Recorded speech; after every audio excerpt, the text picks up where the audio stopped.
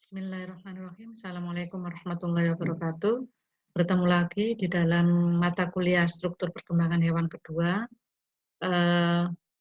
Hari ini kita akan mempelajari tentang embryogenesis.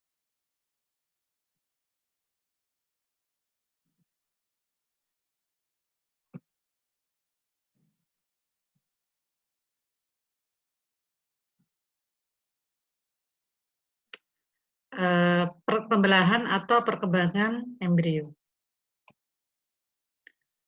Sigut setelah fertilisasi, yaitu pertemuan antara spermatozoa dengan sel telur, maka kemudian akan terjadi singami, peleburan pruniklus jantan dan betina yang akhirnya menghasilkan sigut. Kemudian sigut akan mengalami mitosis beberapa kali. Nah, sel-sel yang dihasilkan dari setiap pembelahan itu akan berukuran kecil, lebih kecil dibanding dengan induknya. Nah, inilah yang disebut dengan blastomer. Kemudian sesudah 3-4 kali pembelahan, sigut akan memasuki ke tingkat 16 sel. Nah, ini disebut dengan stadium morula. Stadium morula terjadi sekitar hari ketiga atau keempat pasca fertilisasi. Kemudian morula ini terdiri atas inner cell mass. Inner cell mass yaitu kumpulan dari sel-sel di sebelah dalam yang nantinya akan tumbuh menjadi embrio sampai nanti janin, dan kemudian outer cell mass. Jadi morula itu akan morula itu terdiri atas inner cell mass dan outer cell mass. Inner cell mass itu nanti akan berkembang menjadi embrio sampai janin, sedangkan outer cell mass yaitu lapisan sel di sebelah luar yang nanti akan tumbuh menjadi tropoblas dan sampai menjadi plasenta. Kemudian pada hari 5 sampai ke 6, di rongga sela-sela inner cell mass itu merembes cairan yang menembus zona pelusida, membentuk ruang antar sel, sehingga memenuhi sebagian besar massa sigut yang membentuk yang disebut rongga blastokista. Nah, inner cell mass ini nanti tetap berkumpul di salah satu sisi berbatasan dengan lapisan sel luar.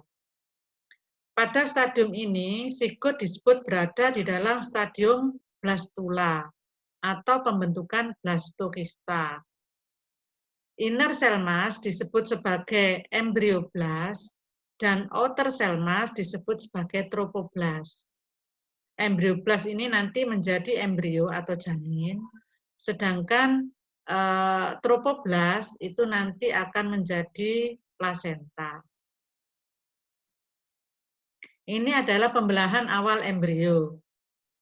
Ini menjadi stadium 2 sel, pembelahan awal embrio, stadium 2 sel, ini stadium 4 sel, kemudian ini morula.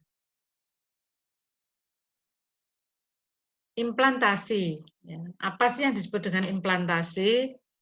Pada akhir minggu pertama, yaitu sekitar 5-7 hari, ini sigut akan mencapai kavum uteri. Pada saat itu, uterus berada pada fase sekresi lendir atau fase sekresi ya, jadi mensekresikan lendir. Jadi uterus pada saat itu berada di bawah pengaruh hormon progesteron yang dihasilkan oleh korpus luteum yang masih aktif. Sehingga lapisan endometrium dari rahim atau uterus ini kaya akan pembuluh darah dan banyak muara kelenjar dari selaput lendir rahim yang terbuka dan aktif. Jadi kelenjar endometrium saat itu menjadi sangat aktif. Nah, kemudian kontak antara sigut stadium blastokista dengan dinding rahim pada keadaan tersebut akan mencetuskan berbagai reaksi seluler, sehingga sel-sel tropoblas dari sigut, jadi sel-sel tropoblas ini sel-sel bakal dari plasenta, itu akan menempel dan mengadakan infiltrasi. Infiltrasi itu masuk ke lapisan epitel dari endometrium uterus. Karena kita tahu tadi endometrium berada pada fase sekresi di mana kelenjar endometriumnya membuka, sehingga memungkinkan bagian dari outer cell mass dari sigut itu nanti masuk mengadakan nidasi, nempel. Terus nanti selanjutnya terjadi implantasi. Setelah implantasi, sel-sel trofoblast yang tertanam di daerah endometrium itu nanti terus berkembang, membentuk jaringan bersama dengan sistem pembuluh darah maternal untuk menjadi plasenta, yang kemudian berfungsi sebagai sumber nutrisi dan oksigenasi bagi jaringan embrioblast yang akan tumbuh menjadi janin.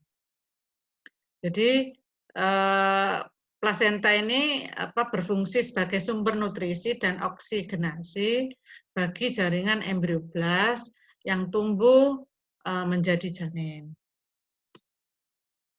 Ini perjalanan embrio mencapai kavum uteri. Jadi ini ovarium ya. Ovarium ini ada follicle de Graaff.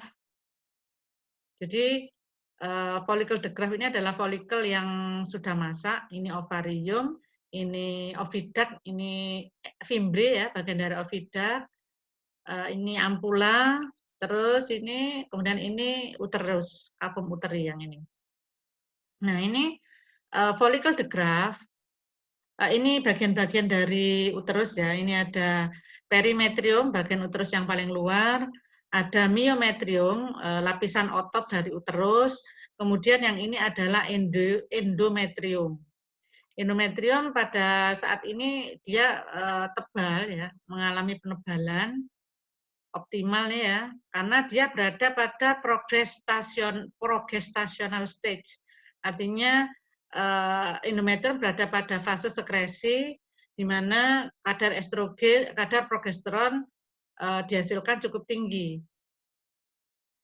Jadi kita kembali bahwa ini adalah ovarium, ini perkembangan folikel sampai di sini follicle de Graaff. Follicle de Graaff nanti mengovulasikan sel telur, ditangkap oleh fimbre, kemudian nanti sekitar 12 sampai 24 jam ini terjadi fertilisasi. Times of DNA duplication, nih 30 jam nanti pembelahan ya, 2 sel, seterusnya sampai kira-kira 3 hari itu sudah sekitar berapa 16 sel ya. Nah, ini blastula, blastukul. Ini sudah terbentuk sekitar 4,5 sampai 5 hari. Ini outer cell mass dan inner cell mass. Outer cell mass ini nanti akan menjadi trofoblast atau akan menjadi plasenta nanti. Sedangkan outer cell mass, inner cell mass nanti akan menjadi embrio. Saat ini endometrium berada pada fase sekresi sehingga kelenjar endometrium menjadi aktif dan terbuka, memungkinkan outer cell mass untuk nidasi. Sehingga nanti akan terjadi implantasi. Berikutnya yaitu plasenta, tali pusat, selaput janin, dan cairan amnion. Setelah minggu pertama, hari ke-7 sampai ke-8 pasca fertilisasi, sel-sel trofoblast yang terletak di atas embrioblast akan berimplantasi. Jadi trofoblast itu calon atau bakal dari plasenta. Embrioblast ini bakal embrio. Yang berimplantasi di endometrium dinding uterus mengadakan proliferasi dan berdiferensiasi menjadi 2 lapis yang berbeda, yaitu sitotrofoblast yang terdiri atas lapis sel kuboid, berbatas jelas, mempunyai inti tunggal, serta terletak di sebelah dalam dekat dengan embrioblast. Kemudian sinsitiotrofoblast yang terdiri dari selapis sel tanpa batas jelas. Di sebelah luar berhubungan dengan stroma endometrium. Unit tropoblas ini nanti akan berkembang menjadi plasenta. Di antara masa embrioblas dengan lapisan sitotropoblas ini akan membentuk suatu celah yang makin lama makin besar dan nantinya akan menjadi rongga amnion. Jadi nanti ada rongga korion, ada rongga amnion, terus di dalamnya ada janin ya. Kemudian sel-sel embrioblas juga berdiferensiasi, jadi bakal embrio itu juga akan berdiferensiasi menjadi dua lapis yang berbeda, yaitu epiblas dan hipoblas. Epiblas ini berupa selapis sel kolumner tinggi yang terletak di bagian dalam berbatasan dengan bakal rongga amnion. Kemudian hipoblas berupa selapis sel kuboid kecil, terletak di bagian luar, berbatasan dengan rongga blastokista atau bakal rongga kuning telur. Unit sel-sel blas ini akan berkembang menjadi janin. Ini ya, dinding uterus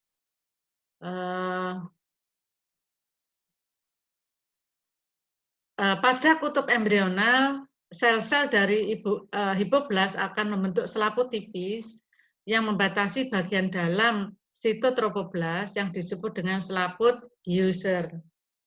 Selaput ini bersama dengan hipoblas akan membentuk dinding bakal yolksac, kandung kuning telur. Rongga yang terjadi dinamakan rongga exocelom atau exocelomic space atau kandung kuning telur sederhana. Dari struktur tersebut kemudian akan terbentuk kandung kuning telur, lempeng korion, dan rongga korion. Pada lokasi bekas implantasi blastokista di permukaan dinding uterus, terbentuk lapisan fibrin sebagai bagian dari proses penyembuhan luka. Jadi pada lokasi bekas implantasi blastokista, pertama kali outer cell mass menembus permukaan endometrium, dinding uterus, nah nanti akan terbentuk lapisan fibrin. Ini sebagai bagian dari proses penyembuhan luka. Tetap saja bahwa infiltrasi outer cell mass itu dianggap seperti perlukaan ya. Jadi ada suatu reaksi proses penyembuhan luka. Nah, jaringan endometrium di sekitar blastokista yang berimplantasi itu, kenapa disebut blastokista ya? Karena ada pada masa blastomer tapi ada rongganya. Ini blastokista yang berimplantasi. Jadi tadi outer cell mass implantasi, nidasi dulu ya, nempel, infiltrasi ke kelenjar endometrium yang terbuka tadi. Nah, di daerah situ akan terjadi reaksi desi-2, yaitu berupa hipersekresi, peningkatan lemak dan glikogen, serta odem. Jadi terjadi semacam pembengkakan. Selanjutnya, endometrium yang berubah di daerah sekitar implantasi blastokista itu disebut sebagai desi-2. Perubahan ini kemudian meluas ke seluruh bagian endometrium di dalam kapum. Nah, pada saat ini zigot disebut berada dalam stadium bilaminer atau cakram berlapis 2. Berikutnya yaitu pembentukan plasenta. Pada hari ke-8 sampai 9, perkembangan tropoblas ini menjadi sangat cepat. Dari selapis sel itu nanti terus tumbuh menjadi berlapis-lapis. Terbentuk rongga vakuola yang banyak dan lapisan sinsitiotropoblas, selanjutnya disebut sinsitium, yang akhirnya saling berhubungan. Stadium ini disebut stadium berongga atau lacunar stage. Pertumbuhan sinsitium ke dalam stroma endometrium makin dalam. Kemudian terjadi perusakan endotel kapiler di sekitarnya. Sehingga rongga-rongga sinsitium atau sistem lakuna tersebut dialiri oleh darah induk sehingga membentuk sinusoid-sinusoid. Nah, peristiwa ini menjadi awal dari terbentuknya sistem sirkulasi uteroplasenta atau sistem sirkulasi feto maternal. Nah, sementara itu di lapisan dalam dari sitotropoblast dengan selapis sel selaput user akan terbentuk sekelompok sel baru yang berasal dari tropoblast dan membentuk jaringan penyambung yang lembut yang disebut mesoderm ekstraembrional. Bagian yang berbatasan dengan sitotropoblast disebut mesoderm ekstraembrional somatopleural. Kemudian nanti akan menjadi selaput korion atau chorionic plate. Bagian yang berbatasan dengan selaput user dan menutupi bakal yolk sac disebut mesoderm ekstraembrional splagnopleural. Menjelang akhir minggu kedua, hari ke-13 sampai 14, seluruh lingkaran blastokista telah terbenam dalam uterus dan diliputi pertumbuhan tropoblast yang telah dialiri darah induk. Meski demikian, hanya sistem tropoblast di daerah dekat embrioblast saja yang berkembang lebih aktif dibandingkan daerah lainnya. Di dalam lapisan mesoderm ekstraembrional juga terbentuk celah-celah yang makin lama makin besar dan bersatu, sehingga terjadilah rongga yang memisahkan kandung kuning telur makin jauh dari sitotropoblast. Rongga ini disebut rongga coelom ekstraembrional atau ekstraembrional coelomic space atau rongga korion atau chorionic space. Sisi embrional atau kutub embrional tampak sel-sel kuboid lapisan sitotropoblast mengadakan invasi ke arah lapisan sinsitium. Membentuk sekelompok sel yang dikelilingi sinsitium disebut dengan jonjot primer atau primary stem villi. Jonjot ini memanjang sampai bertemu dengan aliran darah ibu. Pada awal minggu ketiga, mesoderm ekstraembrional somatopleural yang terdapat di bawah jonjot primer ikut menginvasi ke dalam jonjot sehingga membentuk jonjot sekunder yang terdiri dari inti mesoderm dilapisi selapis sel sitotropoblast dan sinsitiotropoblast. Dan di akhir minggu ketiga dengan karakteristik angiogenik mesoderm dalam jonjot berdiferensiasi menjadi sel darah dan pembuluh kapiler. Sehingga jonjot yang tadinya seluler kemudian menjadi suatu jaringan yang vaskuler.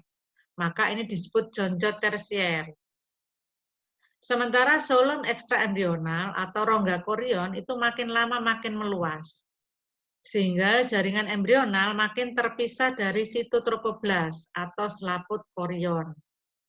Dan hanya dihubungkan oleh sedikit jaringan mesoderm yang kemudian disebut dengan connecting stalk. Mesoderm connecting stalk juga memiliki kemampuan angiogenik. Angiogenik itu apa? Kemampuan membentuk pembuluh darah. Seperti sel kanker itu juga punya kemampuan angiogenik, jadi membuat pembuluh darah sendiri. Kemudian berkembang menjadi pembuluh darah dan connecting stalk tersebut akan menjadi tali pusat. Ini ya primary villus, secondary villus. Ini tertiary villus, mulai terbentuk villus capillare. Ini perkembangan primary villus hingga tertiary villus. Nah, setelah infiltrasi pembuluh darah, tropoblast ke dalam sirkulasi uterus dan seiring perkembangan tropoblast menjadi plasenta dewasa, maka terbentuklah komponen sirkulasi uteroplasenta. Melalui pembuluh darah tali pusat, sirkulasi uteroplasenta dihubungkan dengan sirkulasi janin. Meski demikian, darah ibu dan janin tetap tidak bercampur jadi satu, makanya disebut sistem hemokorial. Tetap terpisah oleh dinding pembuluh darah janin dan lapisan korion. Dengan demikian, komponen sirkulasi dari ibu atau maternal berhubungan dengan komponen sirkulasi dari janin atau fetal melalui plasenta dan tali pusat. Jadi, komponen sirkulasi dari induk atau maternal berhubungan dengan komponen sirkulasi dari janin atau fetal itu melalui plasenta dan tali pusat. Nah, sistem ini dinamakan sirkulasi feto-maternal. Artinya apa? Ya, antara plasenta dengan tali pusat. Plasenta di sini bisa ada plasenta maternalis, artinya endometrium ibu, ada plasenta fetalis yang berasal dari janin. Nanti plasenta dewasa itu seperti apa? Jadi berbentuk bundar atau oval, diameter 15-25 cm, tebal 3-5 cm, berat rata-rata bisa 500-600 gram. Insersi tali pusat atau tempat berhubungan dengan plasenta dapat di tengah, sentralis, di samping, atau di ujung. Di sisi ibu tanpa daerah yang agak menonjol disebut dengan kotiledon yang disebut sebagai selaput tipis desidua basalis. Sedangkan di sisi janin tampak sejumlah arteri dan vena besar menuju tali pusat. Kemudian korion diliputi oleh amnion. Jadi korion dulu di atasnya endometrium itu korion, habis itu amnion. Sirkulasi darah ibu di plasenta sekitar 300 cc, dalam 20 minggu itu bisa meningkat hingga 600 sampai 700 cc per menit. Nah, pada kehamilan kembar dapat terjadi variasi dari jumlah ukuran plasenta maupun dari selaput janin. Nah, ini adalah fetal circulation ini biasa disebut Phylus tree, fetal circulation in the Phylus tree. Ini maternal circulation in interphylus space. Ini placental septum. Maternal blood pathways, endometrium, endometrial artery, ini desidua basalis, vena endometrium, ini myometrium ya. Jadi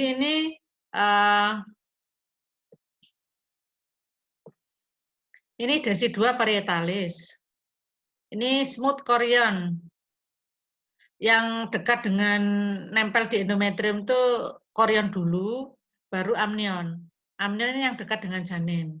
Ini nanti gabung ya menjadi amniochorionic membran. Nah, ini fetal circulation. Jadi umbilical vena umbilicus berisi oxygenated blood to fetus. Jadi darah yang mengandung oksigen yang dialirkan ke janin. Sedangkan yang ini umbilical artery umbilicus itu deoxygenated blood to the mother. Jadi yang darah yang sudah nggak ada oksigennya atau sisa metabolisme dari bayi, ini ke induk, dari janin ke induk.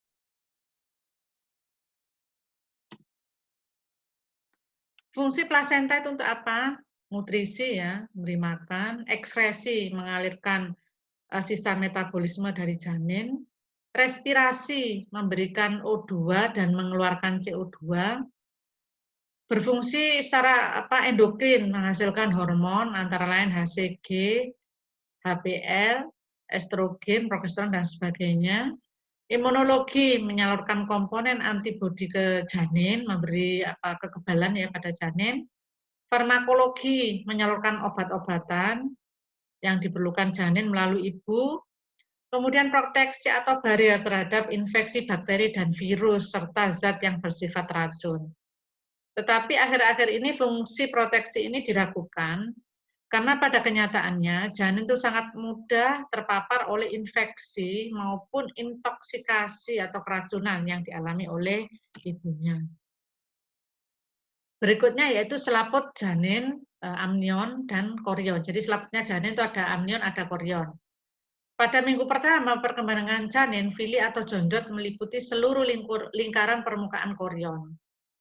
Dengan berlanjutnya kehamilan, jondot pada kutub embrional membentuk struktur korion lebat seperti semak yang disebut korion frondosum. Sementara jondot pada kutub abembrional, kutub yang jauh dari embrio, itu akan mengalami degenerasi, menjadi tipis dan halus disebut korion leaf.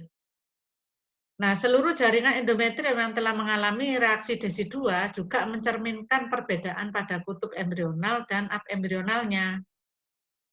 DESI2 yang terletak di atas korion frondosum ini akan berkembang menjadi DESI2 basalis. DESI2 yang meliputi embryoblast atau kantong janin di atas korion leaf menjadi DESI2 kapsularis. DESI2 di sisi atau bagian uterus yang abembrional atau jauh dari embrio itu akan menjadi DESI2 parietalis. Nah, antara membran korion dengan membran amnion ini nanti terdapat rongga korion. Dengan berlanjutnya kehamilan, rongga ini tertutup akibat persatuan membran amnion dan membran korion. Jadi akhirnya nanti selaput janin selanjutnya disebut sebagai membran korion amnion atau amniokorionik membran. Nah, kavum uteri juga terisi oleh konsepsi sehingga tertutup oleh persatuan korion leaf dengan DESI2 parietalis. Cairan amnion. Rongga yang diliputi selaput janin disebut sebagai rongga amnion. Di dalam ruangan ini terdapat cairan amnion atau liquor amnii. Asal cairan ini diperkirakan disekresikan oleh dinding selaput amnion dari plasenta. Kemudian setelah sistem urinarius janin terbentuk, urin janin yang diproduksi juga dikeluarkan ke dalam rongga amnion.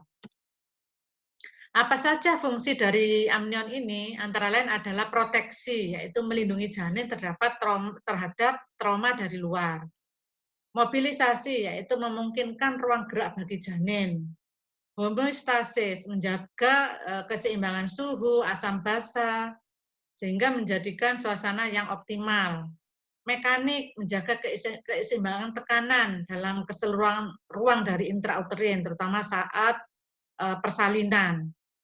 Kemudian membersihkan atau melicinkan jalan lahir agar tidak terjadi infeksi jalan lahir.